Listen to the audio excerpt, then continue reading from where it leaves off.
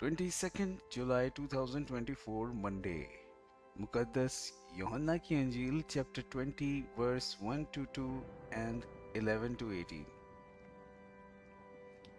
हफ्ते के पहले दिन मरियम मैगदलेनी ऐसे तड़के हनूज अंधेरा ही था कब्र पर आई और पत्थर को कब्र से हटा हुआ देखा।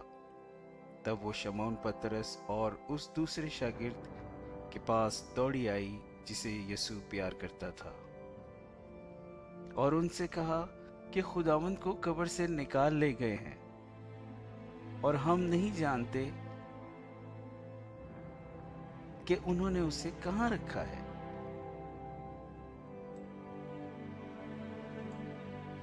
लेकिन मरियम बाहर कब्र पर खड़ी रोती रही और रोती हुई झुकी और कब्र में नजर की, और जहां यीशु की लाश रखी गई थी उसने दो फरिश्तों को सफेद पोशाक पहने, एक सराने और एक पैंती बैठे देखा, जिन्होंने उससे कहा, बीबी तू क्यों रोती है?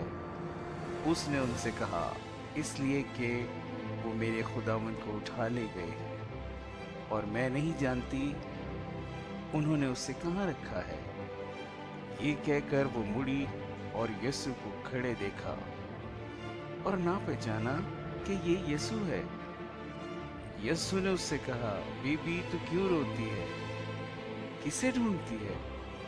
उसने बागवान समझकर उससे कहा, मियाँ, अगर तूने उसे यहाँ से उठाया है तो मुझे बता दे कि उसे कहाँ रखा है, ताकि मैं उसे ले जाऊं। यीशु ने उससे कहा, मरियम। उसने उसकी तरफ फिर कर इब्रानी जुबान में कहा, रबोनी, यानी ए उस्ताद। यीशु ने उससे कहा, मुझसे ना चिमटना, क्योंकि मैं हनूज अपने बाप के पास ऊपर नहीं गया, मगर मेरे भाइयों को पास जा और उनसे कह कि मैं अपने बाप और तुम्हारे बाप के पास, अपने खुदा और तुम्हारे खुदा के पास ऊपर जाता हूँ। मरियम मैगदलेनी ने आकर शागिर्दों को खबर दी कि मैंने खुदावंद को देखा है और उसने मुझसे ये बातें कही है। पाक कलाम के पढ़े और सुने जाने पर खुदा की बरकत हो।